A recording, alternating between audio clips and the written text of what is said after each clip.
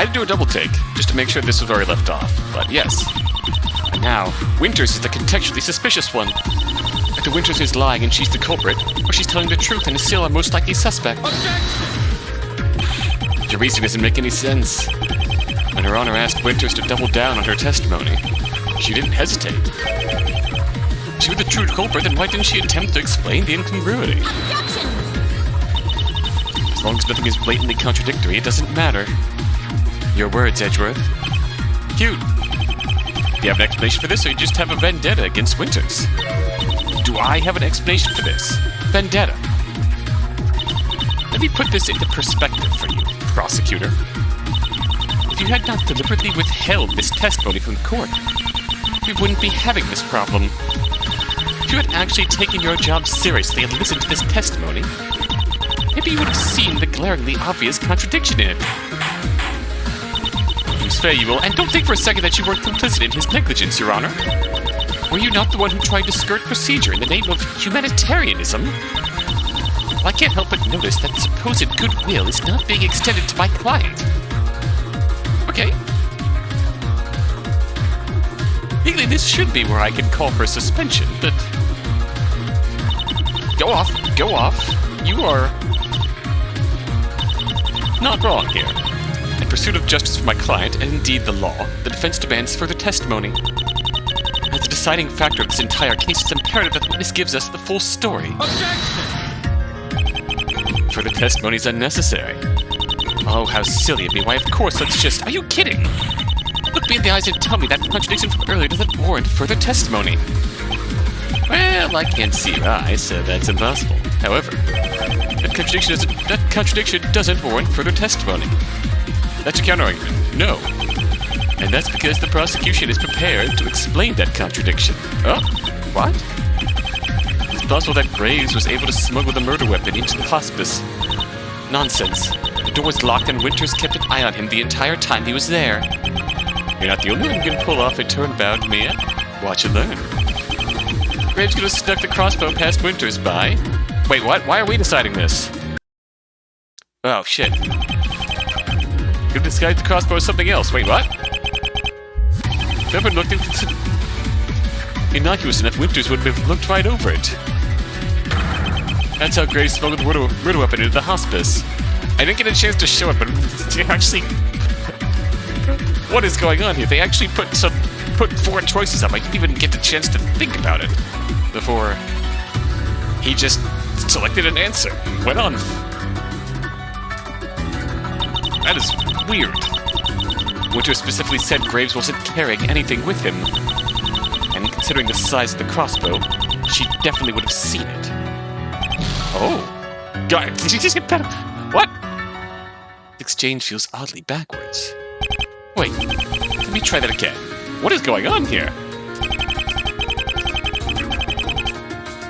Alright, can we see this? Yeah. Take that! Holding on his purse. Okay. That's it. Graves should have left the crossbow outside. What is going on here? This is really backwards. I thought you were trying to explain how Graves stuck the bow into the hospice. I just wanted to get you that shot of the choices that we're going through here. What is going on here? We just unlocked the door to let Graves in, but relocked it after. The bow was outside. My client had no way of getting to it. This is interesting. But Winters had to use the front door key to do so. Where was this key kept? At reception. Winters, would the defendant have seen you retrieve and/or return the key to the front desk? Yes, I suppose he would have. The doors are made of glass, after all. In other words, Graves knew where to find the key. Meaning that he could have opened the front doors to retrieve the weapon he had hidden outside. Maybe he could have if Nurse Winters hadn't been watching him the whole time. But was she? Remember, Winters left the defendant alone at 12 p.m. to go assist a patient. Let's check that timeline a second.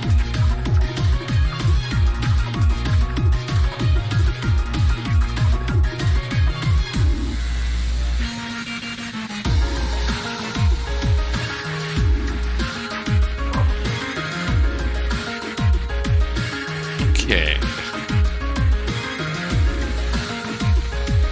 So, Bishop arrived at 12:11 and was last of the party. So, We're gonna say Graves got his crossbow, assembled it, made his way to the roof with crossbow in tow.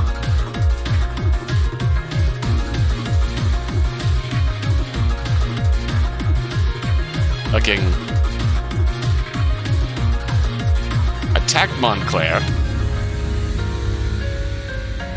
Okay, in theory, he could have just taken the package to the top floor, attacked Montclair, assembled the crossbow, killed Bishop. In theory, okay. That's a very tight window, though. Hey, of course, used this opportunity to move to the rooftop. However, isn't it possible that he first took a minute to retrieve the crossbow? God, why is this argument making sense? Afterwards, Graves could have simply relocked the door and put the key back where he found it. Ta-da! Contradiction counter. In order for the plan to work, Graves had to have known the location of the key ahead of time. It's not like he knew Winters would leave him unsupervised. He could have easily learned about the key by being in or near the hospice at closing time. And sure, he didn't know Winters would leave, but considering his intentions that evening, maybe we're lucky this wasn't a fourth casualty. If it technically works, this theory is so flimsy. I don't think I can disprove this. I should focus on making my own argument. Either way, we still need further testimony from Winters. Objection! The testimony she has provided is more than sufficient. Her being with the defendant and receptionist are only relevance to the murder. Further testimony would be pedantic and irrelevant to the task at hand. Graves and Winters are equally suspect at best. More testimony could prove or disprove my theory from earlier. That's a flimsy reasoning, but... Objection! That's a flimsy reasoning that'll never fly, but if Winters is the culprit, that brings us back to the earlier problem of... Okay, wait, hold on a minute. Your Honor. Sorry, but I am so confused right now. Yes? About what, witness? Well, I mean... a lot of things, I guess. For example, I've already given my testimony to the police, haven't I? Aren't I just here to tell it again in person? I don't really understand why that's such a big deal. Well, normally it wouldn't be. However, the defense has made it painfully clear that they intend for you to take the fall for this murder. As such, I've just been looking out for your best interest, witness. Objection! That's so incorrect I don't even know where to begin. Winters, the only reason you're under suspicion at all right now is because the prosecution refused to allow this court to do its job and hear your testimony in the first place. The situation continues to escalate for the same reason. Yeah, there's no way that's the whole story here. Even if the prosecutor is withholding testimony or whatever, you expect me to believe your only option was to frame the most convenient bystander? What part of that isn't just gross incompetence? That one hurt. The worst part is that I actually believe you, though. You believe her? I certainly don't buy anything that comes out of your mouth. Ooh. Looking out for my best interest. What a joke. All you've done is made things worse. Ooh. Go off, girl. Please stop making it look like I have something to hide. I don't. I have nothing to do with this. Just let the 20-something in the James Bond outfit do her job. Seriously. I have things to do. I don't know what your deal is. The more you antagonize her, the more she antagonizes me. So quit it. The court, thanks you for your... indeed. Back to proceedings, then. Your Honor, I don't know if it's my place to make requests, but... please just let me testify so I can go home. I really don't want to side with the girl who's trying to frame me for murder, but this is getting silly. Yes, well... are there any objections to this course of action? Prosecutor? No objections here. Wait, did I actually get what I wanted? Even tiny victories have been so hard to get in this courtroom. I'm kind of shocked, actually. Suppose we'd best get on with it. I kind of like how that played out. We'll just recount the events of that evening in their entirety, if you would, please. It'd be my pleasure.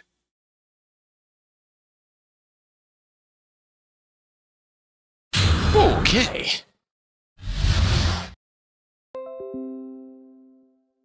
That night. Ooh, hello, trauma team. Everything in my first testimony is the truth. The defendant arrived at 11:30 and nothing happened until 12.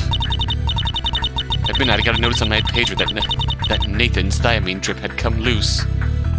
Oh, that means... I left the defendant to check on him. When I got there, he wasn't in his bed. I ran out of the room and right into the Dimitri. I filled him in, and then we split up to look for Nathan. We searched for nearly an hour before I thought to check the rooftop. We found the defendant a little later. Between the two of them and the flood, we were busy until dawn.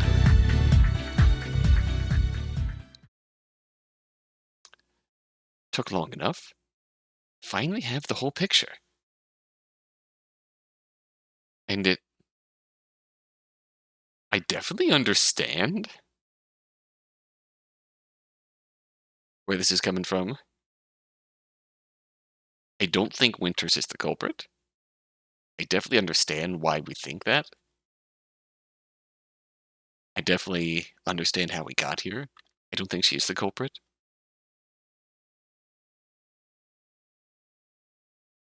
But, yeah. This makes sense. Like, we made a compelling case for why we had to accuse her. And the prosecution rightfully is turning that against us. In a really effective manner. Okay. We also learned something interesting here. A complete picture, as far as the nurses, at least as far as the nurses go. If I find a crack in this testimony, I stand a good chance of pulling this off. However,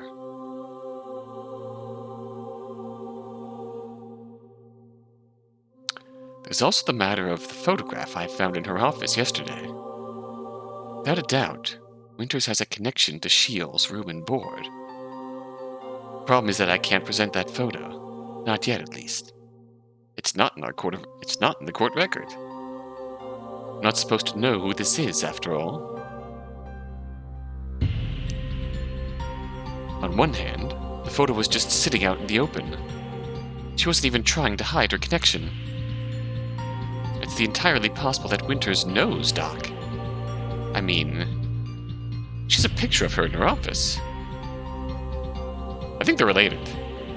On the other, what are the odds that a relative of a player just so happens to work in the exact building where Shields' room and board flares up again after 5 years of silence? It's preposterous. There's no way that's just a coincidence. I'm going to get to the bottom of this, no matter what. Yet, on the other hand, there is that connection to go off on. A very intriguing connection indeed.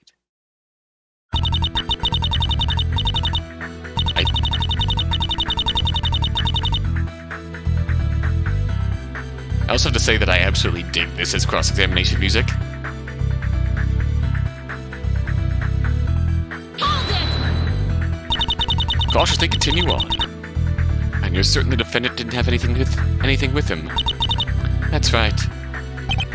Mia, if you felt like harping on this point, then you should have called for further investigation. And the fact that you didn't tells us that you don't honestly consider it all that helpful for your case. So let's hurry it up then. You're quite mistaken, prosecutor. The defense is of the opinion that Winters' initial testimony all but exonerates the defendant.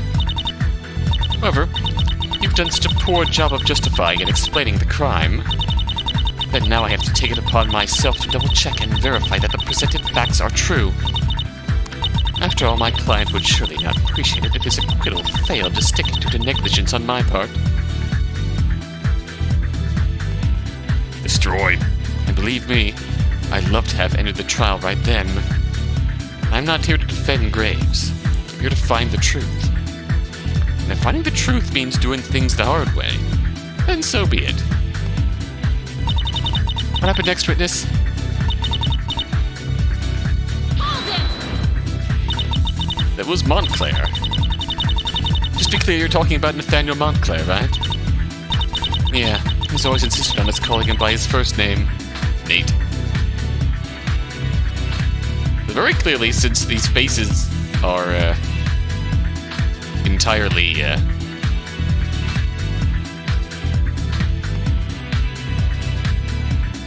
like blanked out in our court record, the implication is that they are in fact connected to the Sheol's dead and breakfast. Right, so these pages are just for notifications. They're networked to most devices in the hospital. They also help us keep track of the patient's medication and physio schedules. Is there any way to prove this page was sent when you say it was? The page has an electronic history. We verified that this alert was sent out at 12 o'clock. I see. Now, more importantly, Montclair's IV came loose. How did that happen? How did it happen? I mean, must have removed it himself, right? Huh? What do you mean? What I gather, Nathan was supposed to meet with someone at midnight, right? So when midnight rolled around, he yanked out his IV so he could go attend that meeting. Ah, I get it. The page was sent when Montclair left for the rooftop. I did find it a little suspicious that Winters left the defendant at the exact time he needed to head up. Suppose that's cleared up now. Yeah. Explains that perfectly. Still, this is the most important part of Winters' testimony. If she hadn't gotten that page, Graves would never have had the opportunity to go to the roof. This issue feels resolved, but I could ask for an additional statement if I wanted to. You could request a new statement. And we will. Miss Winters, would you mind that part about Montclair removing his IV to your testimony? Huh? Oh, sure. Was that important? It may be. It doesn't hurt to be thorough. Well, alright then.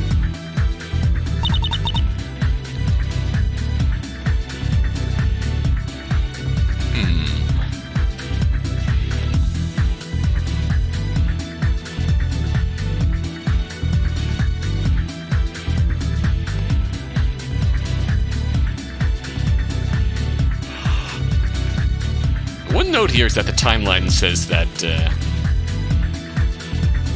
Graves made his way to the rooftop first, followed shortly by Montclair, which would be a bit pedantic of a contradiction, but we'll see. Would it be difficult for a patient to remove their own IV? What? No, you just rip the tape off and pull it out. Oh. I'd like to ask an actual question, seeing as the defense is unable. What was the defendant doing while this was happening? Oh, you slimy bastard. Absolutely nothing. I think he was playing a game on his phone when I left. I believe we talked about this a little earlier. But did you say anything to him about the page? Not specifically, no. All I said about it was that I was stepping away and would be right back. And after that? Alright, back to business. How long did it take for you to get to Montclair's room? 2, 3 minutes at the most? Okay, so that scurries my point about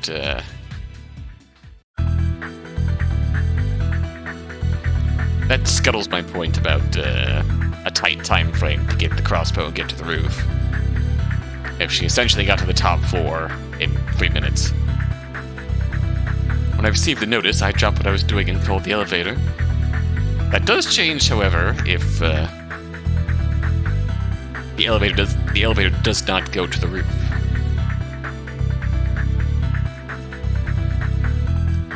I don't think it does. I think it's only the stairwell that goes to the roof, which might take a bit longer to climb up 5 floors. 1, 2, 3, 4, 5, 6 stories of stairs. Call the elevator. If I recall, his room is on the very last one. Is the very last one on the top floor, correct? Those hallways are pretty long. Do you think it was possible for him to reach the roof in that time? Nathan is in care because he has the Costa-Bracazzi syndrome. Guess you didn't know. That's a mental illness, not a physical one. Honestly, Nathan could possibly sprint that hallway in 20 seconds if he wanted to. 20 seconds? How fast do you think this guy is? He starts his days off by doing 100 push-ups, followed by 100 sit-ups.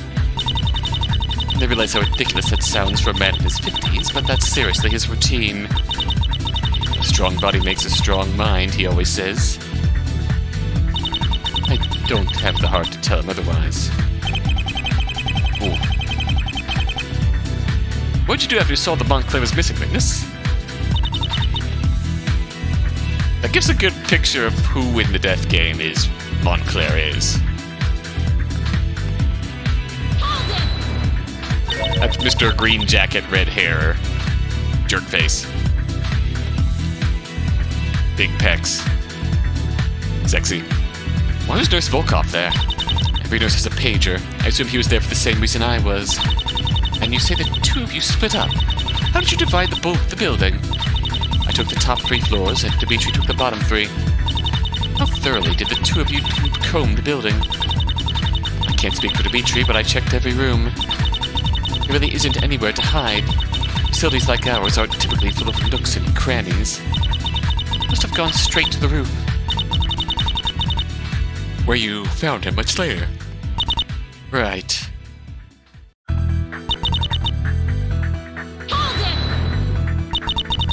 Took you an hour to search 3 floors? No, not at all. I spent maybe 30 minutes searching before the flood hit.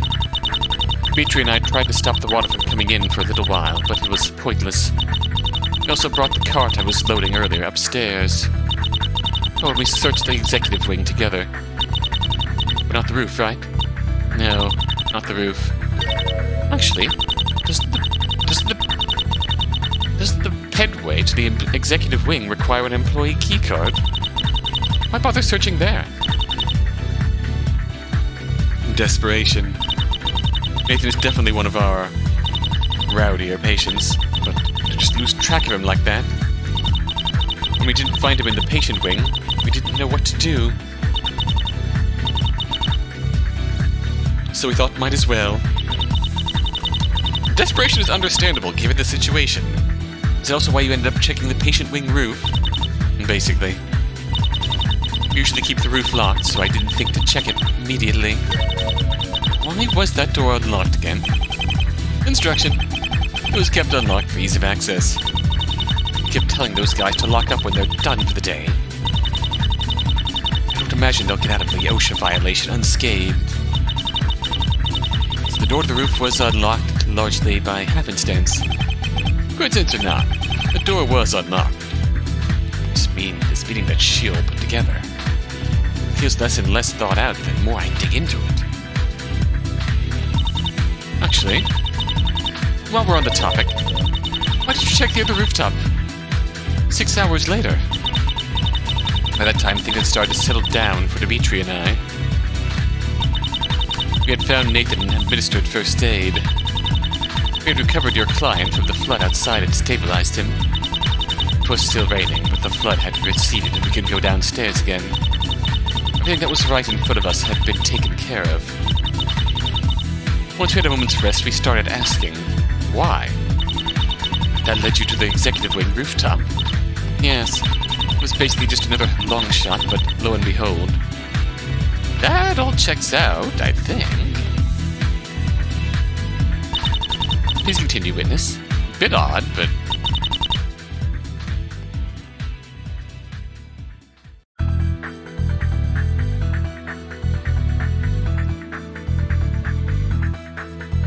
I'm gonna say, a bit odd to check the other rooftop, but sure.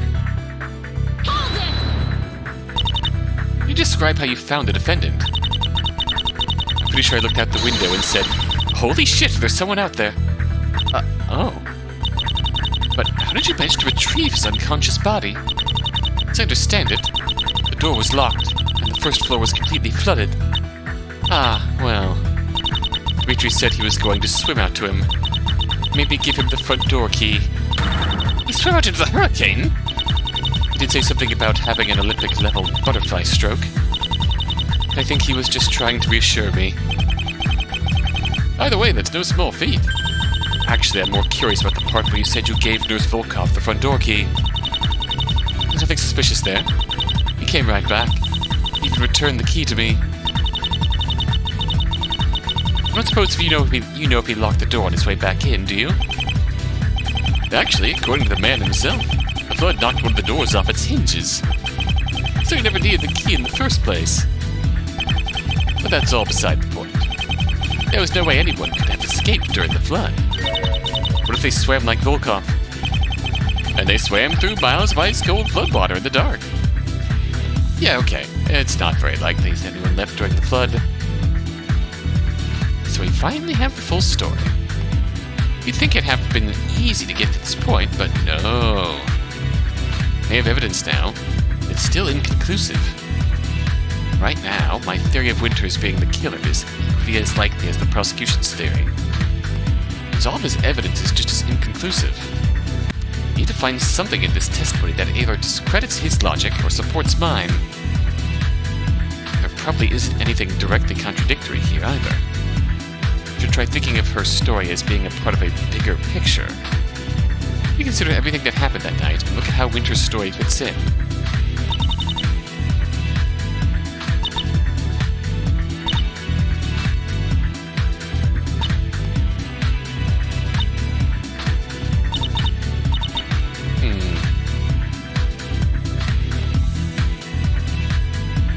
Let's think here. Put our thinking caps on.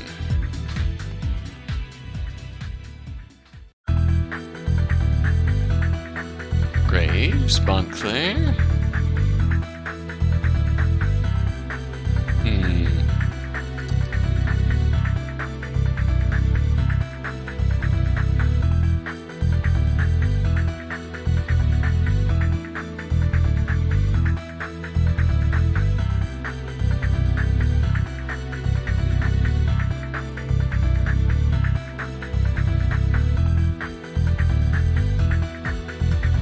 Nothing clear in the casualty report.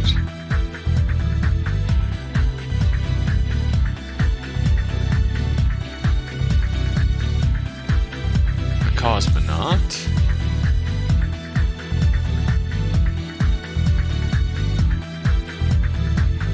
House key, Glock, wallet, lighter, cigarettes.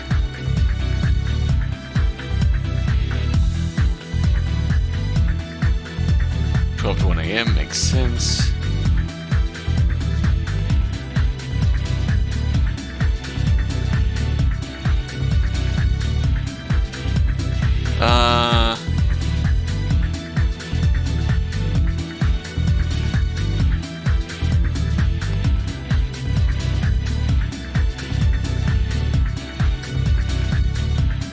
$10:45 p.m. the storm hit.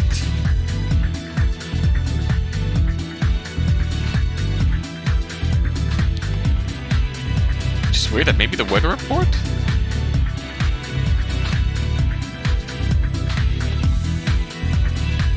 You know the hospital has backup generators, so in theory the pager should still work.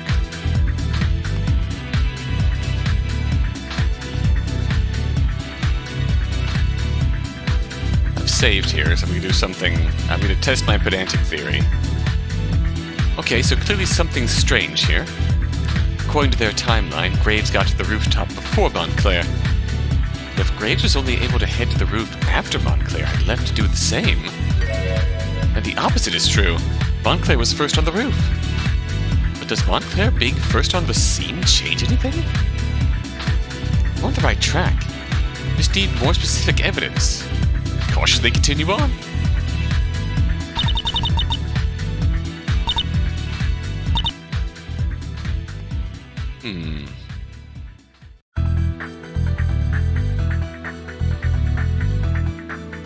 What about the steel pipe? Objection! There we go. Winters, I must thank you for agreeing to come testify for us. Because within your words, there's a grave contradiction in the prosecution's logic. What? My case? No! Okay, but seriously, Mia, feel free to dial the drama back a bit. What pointless tirade do you want to drag us in? Drag us on now. Consider the witness's testimony. She was prompted to leave by Montclair removing his IV, yes? Ergo, the defendant was only able to go to the rooftop after Montclair had left to do the same. In other words, Montclair was the first person to arrive on the roof. And impossible for my client to have committed the crime if he wasn't the first one on the roof. Assuming Montclair arrived first, something in this scenario doesn't make sense.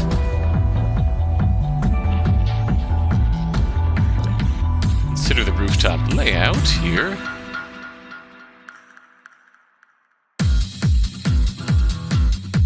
Montclair makes sense there. Graves arrives afterwards.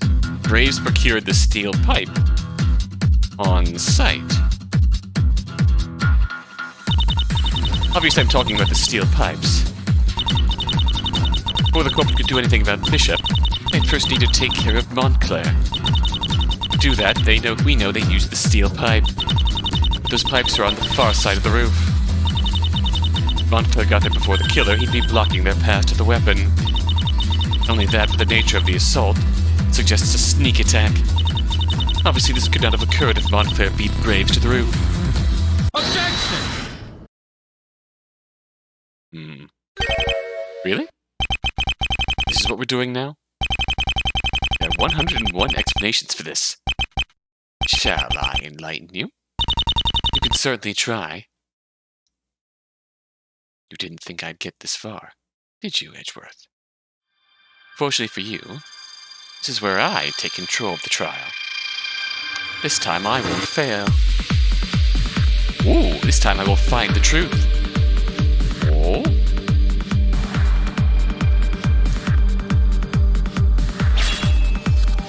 Oh? What is happening here? Showdown time. Pretty over the top, don't you think? Oh no. He's aware of the meta. You seriously think you're gonna turn things around with this? What? What is this?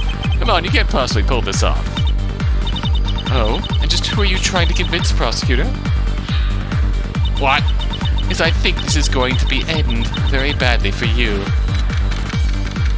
What? Hi. There are new but relatively straightforward gameplay mechanics ahead. Do an explanation?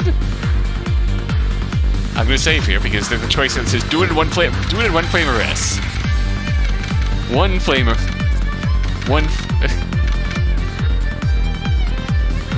less.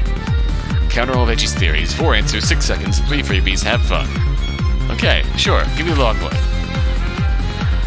You're going to get hit with a bunch of theories in a row, which you need to discredit. These are a little easier than normal, I hope. There are only 4 possible answers. Alright, so we're gonna go down here then.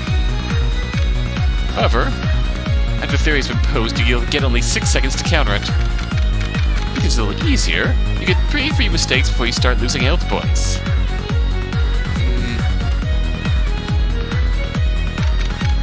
Winning's as simple as getting through all the questions without getting a game over. Got it? Yep. You finished beating around the bush? I'd like to deliver your crushing defeat in a timely manner, if at all possible. Just breathe. I won't have a lot of time to think things through. I should make sure I'm familiar with the relevant evidence and individuals. Here goes. If Montclair got to the roof first, Graves couldn't have gotten to the steel pipe. Alright.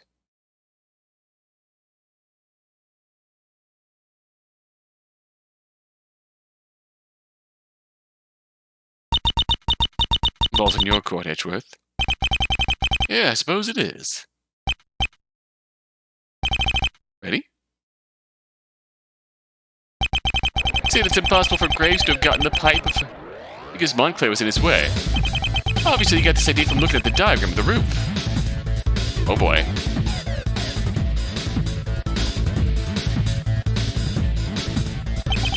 This is how you think the scene was set, right? That's not necessarily true. Montclair was found in the middle of the rooftop. That doesn't mean he was always there. Could they have been arranged like this? This way, Graves could easily lunge for the pipe. But Montclair was here when he was hit. How was he found in the middle of the roof? That's easy. When Graves went for the pipe, Montclair caught on to what he was doing and ran. Got to the center where the defendant caught up and bashed his head into the steel pipe. Montclair ran? Does that make sense? To talk near the pipes. Graves struck Montclair as he was running away. Diagram. Montclair was hit while running. I don't think so. Look at the position of his body and the blood splatter. He was clearly hit from the other side. Okay, we just get pictures of evidence on the bottom screen. Well, that's not a big deal. Montclair started to run. Graves would have tried to stop him. In other words, it was probably a struggle. I'm just going to show one of these to show you what the bottom screen looks like. As the two fought, it's no wonder their positions got mudded up. Struggle during which Graves struck Montclair with the pipe? Pipe?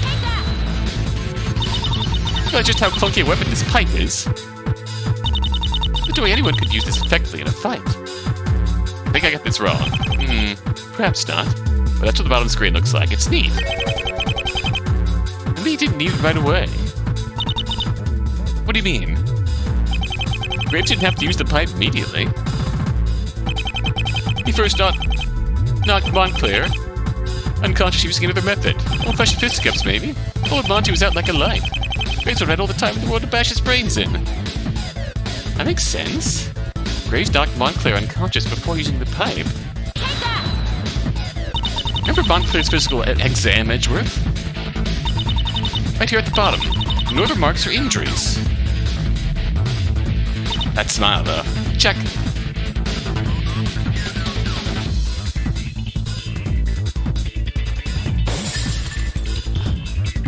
Okay, this is cool. Okay, it got me. I jumped the gun a bit on that one. Just give me a moment. Alright, break time. We actually get a chance to think and breathe here. Before we go into round 2, probably. Just a quick chance to breathe and review. Made it through this without using any of our freebies, I think.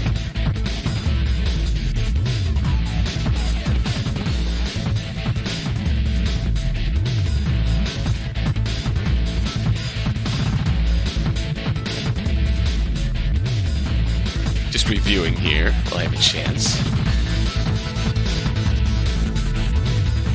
Crossbow found over there, where the steel pipes were. Just give me a moment. Alright, I've got a second to breathe.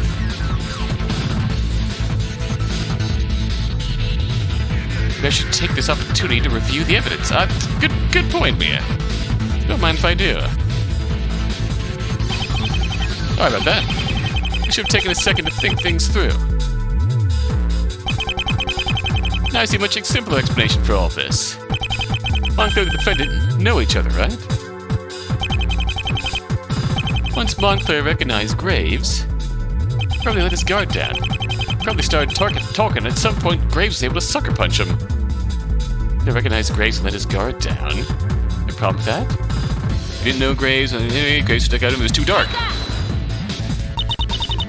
Too dark. Okay, there was text on the bottom of this one. Simply mentioned that the roof had no lights and gets very dark at night. So how exactly did Montclair recognize my client if he couldn't even see him? There are no lights, huh? Wonder about that. See that thing by the door? It's a generator. Attached to that is a floodlight. A floodlight? Yep. Even as a small indicator lamp to help him find it in the dark. All Montclair had to do was turn this light on. He could have seen the defendant, no problem. It seems entirely too convenient. I can't possibly be what happened. Think. Is there any reason that Montclair wouldn't use the floodlight? It had no power? Nope. Damn. Lost my focus. Okay, let's think about that one before we get back into it. Any reason why Montclair wouldn't have used it?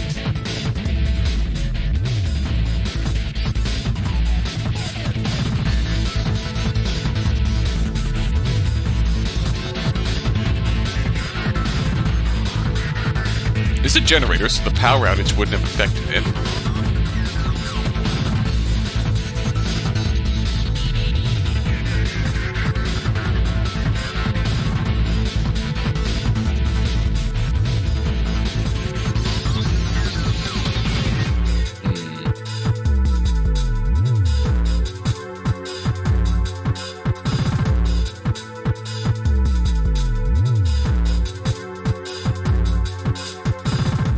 Let's put a thermal scope on it.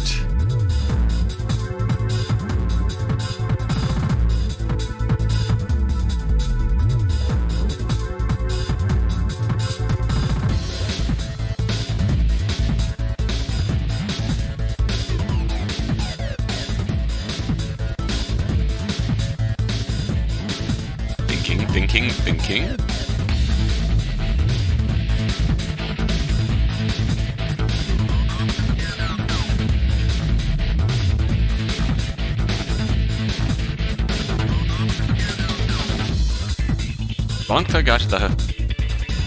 Montclair got to the roof first.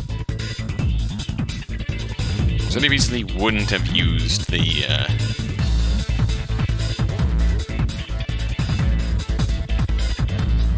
generator? It's my focus. Need to take a breath, calm down, and look over the evidence. All Montclair had to do was turn this light on. He can see the defendant, no problem. Entirely too convenient. It can't possibly be what happened. Think. Is there any reason that Montclair wouldn't use the floodlight? His position? I highly doubt Montclair neglected to use that floodlight. How should you possibly know that? It was dark. It was a light. Why wouldn't he have used it? Think about the way the floodlight is positioned. Oh, yeah. That is a good point. The light would have shone right in Montclair's face. He wouldn't have been able to see anything. You'll just move the light, you know. Then who moved it to where it is now? The defendant certainly had no reason to do so. Maybe, maybe not. Maybe he was the one who turned it on, not Montclair. Graves used the floodlight to blind Montclair and rush to the pipe. A foolproof plan, no? No. Graves would never have turned that light on. It's just why.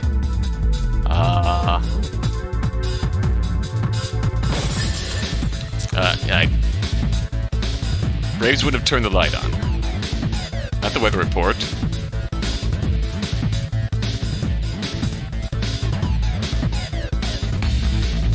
Opposites from Montclair. Lost my focus. So you need to take a breath. Calm down, look over the evidence. Okay, blind Montclair and rush to the pipe. Foolproof plan, no? No.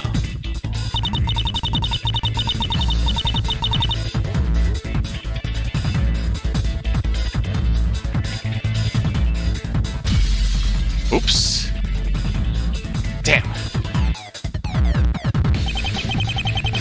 Okay, letter to the victim.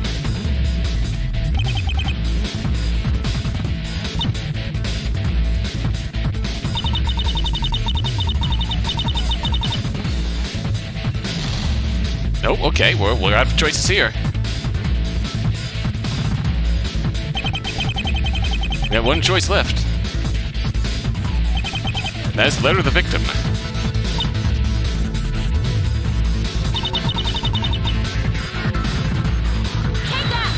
Don't know why, but you couldn't risk Bishop noticing what was happening on the other rooftop.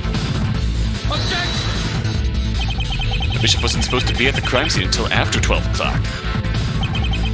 Bennett knew he had time to be as noticeable as he wanted. You aren't wrong, but I still doubt the risk was worth it. How did Graves know about Bishop's involvement here? There's nothing he could have done to stop Bishop from arriving early. If he tipped his target off, all this scheming would have been for nothing. Okay, working under the assumption that, actually, if you consider the arrangement between the three persons of interest, the logic is inherently flawed. What are you talking about? Montclair recognized Graves and let his guard down. That would never have happened because... Because the shield summoned him. Do you ever recall Montclair got Edgeworth? Montclair would have never let his guard down for a second because... I wonder who Montclair met with on that roof. Who would have thought they were Shield? Okay, well, how about this? Graves used the crossbow to threaten Montclair. That's how he was able to get the pipe and make Montclair act in his best interest. No, our choices are ... So he threatened Montclair with the bow, then put it down and picked up a way crappier weapon. Could have made him jump off the building or something. That would have been much easier. We could have just shot him like anyone else would have. Why, Edgeworth? You look a bit lost. Don't worry. I'll help you out. None of your arguments are making sense because... I don't know. I don't know this. Damn. Lost my focus. I don't know what you're throwing at me here. I'm just gonna give you these eggs. It's not the process.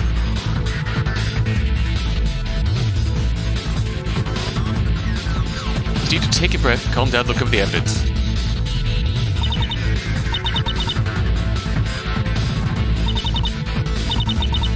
These last few are a bit difficult.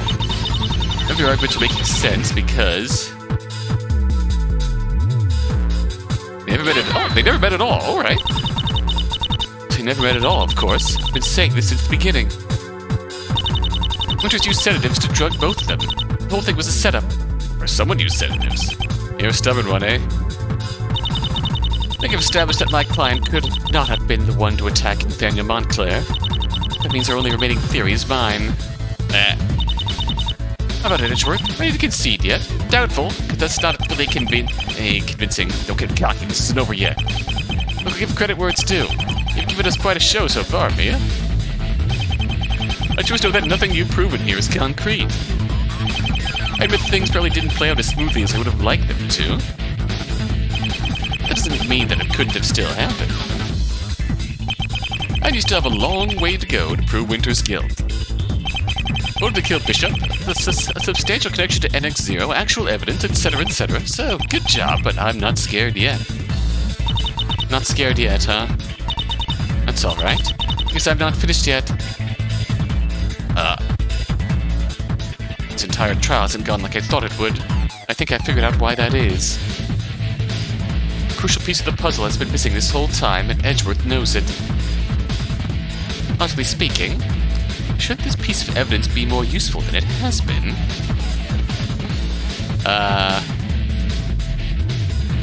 Not the crossbow. Either the autopsy report or the letter to the victim.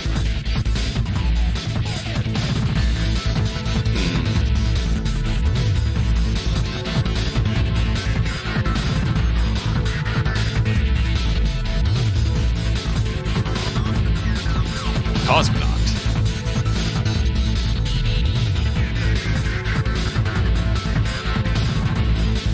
Getting low on health here.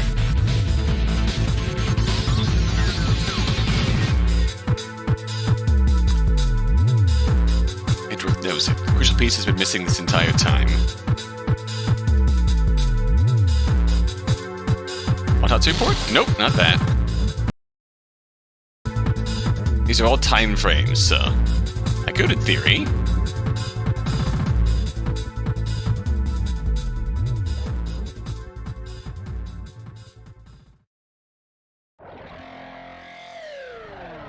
That's a long loop. No, not that.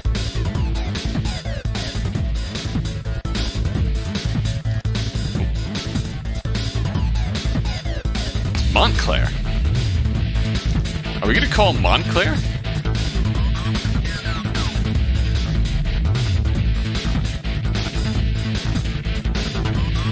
That's our only other choice is Montclair's profile. Take that! Prosecutor Edgeworth. I don't know anything. Sheesh. I need to kick a mad guy while he's down. No, I mean, you literally don't know what happened.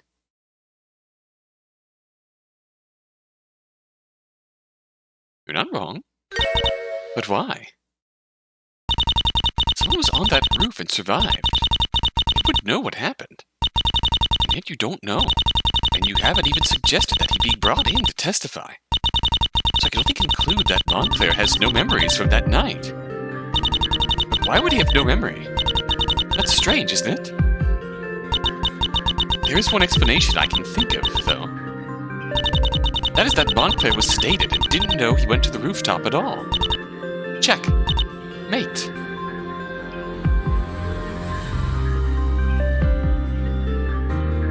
Okay. Are you joking? Not a fatal blow. You're calling me ignorant. Yeah. Montclair has the Costa-Bergazzi syndrome.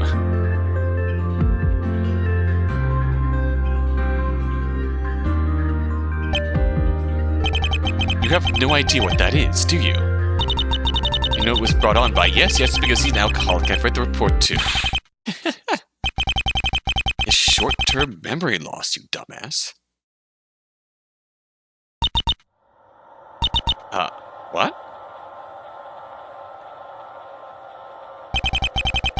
Excessive drinking leads to brain damage that leads to an inability to form long-term memory.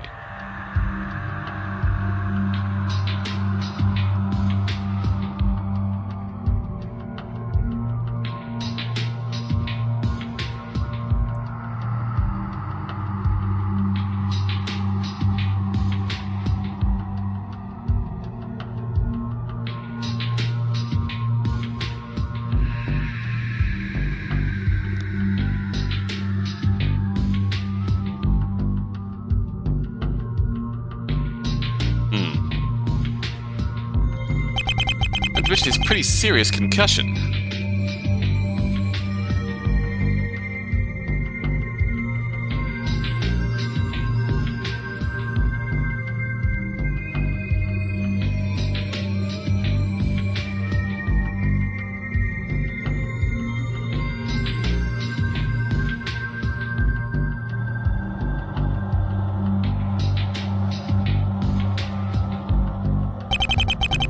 Think I'd bring that guy to the witness stand? No flippin' wonder he hasn't told us anything. He doesn't even know where he is most of the time. Why'd he go to the roof then? He knows nothing about this case. Nothing. Nothing. Has he really forgotten everything about the incident?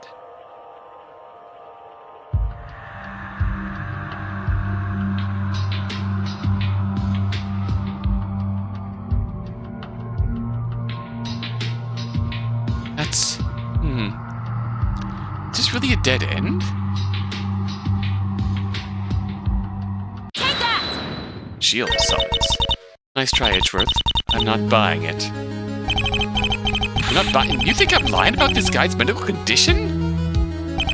He lives in care, for crying out loud. I'm not denying that Montclair has memory problems. That being said, I think he knows a lot more than you're letting on. Recall that Montclair received a phone call a number of days ago. How did the police know any details about this call? If I recall, you yourself told us the answer, prosecutor. What's going on here? Point. Nathaniel Montclair told you.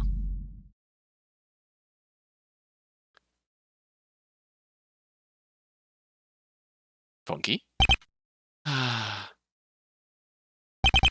Damn it. So you admit it then. That Montclair has knowledge of the crime. That is a very misleading way of saying it, but sure. It all kind of depends on how and when you ask him. So why has he not been brought to the stand already? Because nothing that comes out of this guy's mouth is reliable or even consistent. He's not exactly witness material, you know? Even so. Defense requests that Nathaniel Montclair be brought in to testify. Yeah, all right, you don't need to shout. Wait, really? You aren't gonna fight me? You aren't gonna fight me tooth and nail? Nah. In fact, I look forward to watching you try to glean anything from his testimony. I'll need a pretty long recess in order to get him here, though. Is this something that we should reconvene for at a later date?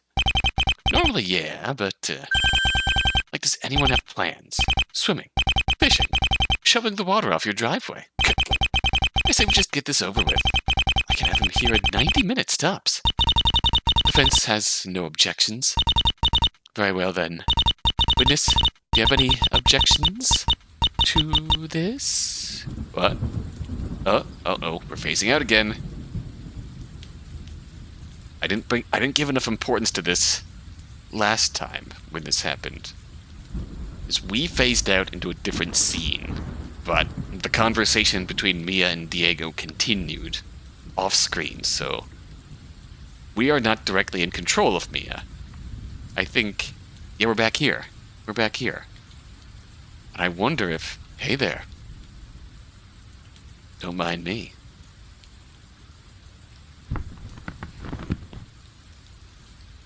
Yeah, that'll work.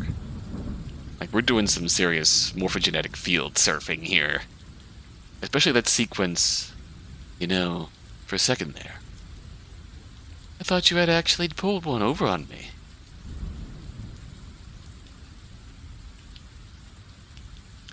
But I suppose you wouldn't be behind this, would you?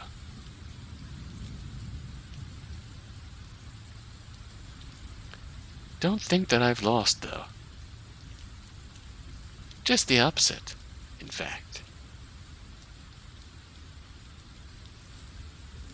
So I'm gonna borrow this, okay? Don't worry. I'll bring it right back. Borrowing? Now, do me a favor, and stay under for just a little longer. What?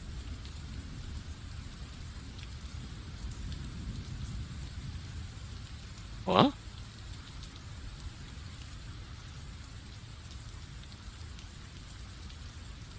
Huh? Part 4. Sleepless.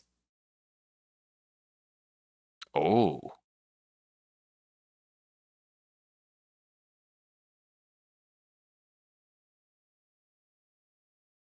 Just want to point out a,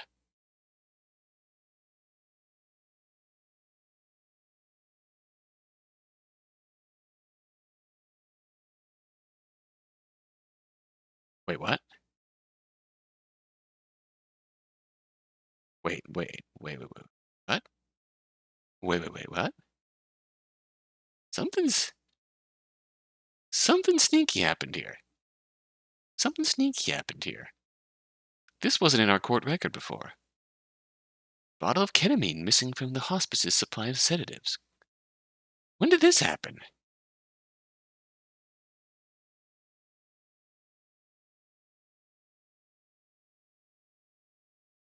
Obtained from McLean by a phone call with Edgy. That wording is interesting. Attorney's badge. Enjoy the show. I'd save the game before starting it. Curses. I'm just... Wait. Let's move on here. In another edition, we have Mia in our profiles now.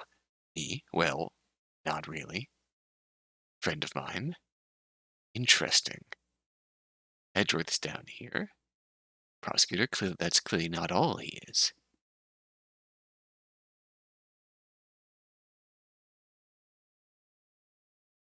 Charlie Klein. We haven't heard from Charlie yet.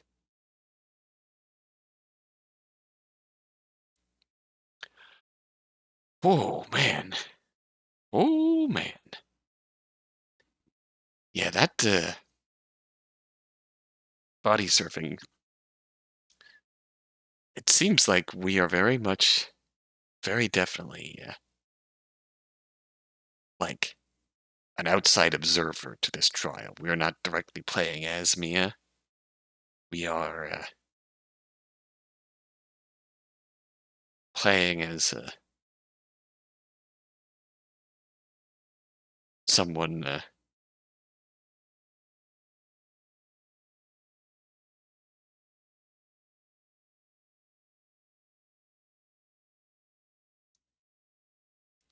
like we are kurashikiing this situation here.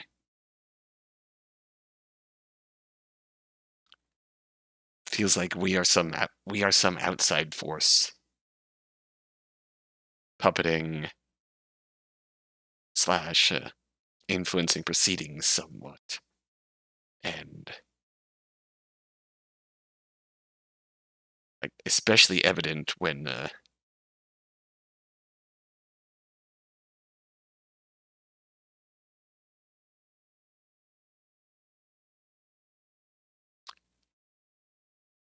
yeah, like for example, we got pulled away once, and the conversation continued.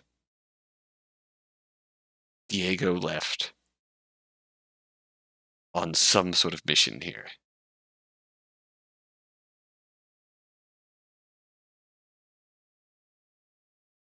And now we get pulled away again.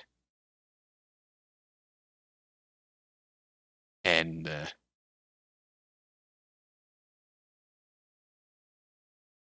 we get a new piece of evidence. Like, it's certainly questionable, but I feel like we got this piece of evidence in the gap between us phasing out and the actual trial ending, so to speak. Or trial going into recess, so to speak. Or between the trial going to recess and coming back. It all depends on where this part 4 starts. Sleepless. In Los Angeles, probably. Trial continues. Trial continues. Next time.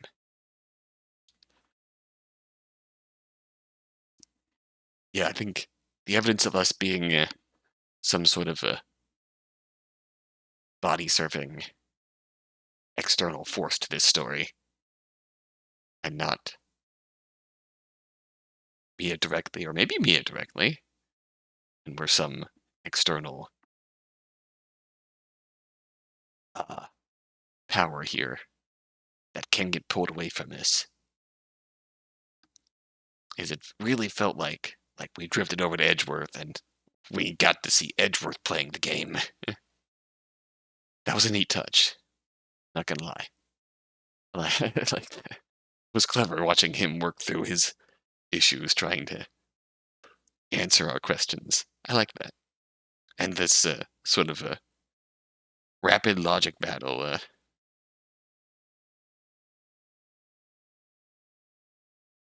was fantastic. Got a bit dicey there at the end, but that was probably on me not being able to process quickly enough.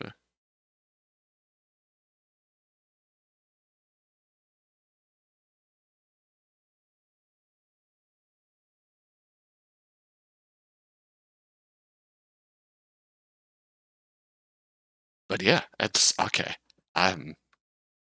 This is going places, and I like what I'm seeing. Until next time, until then.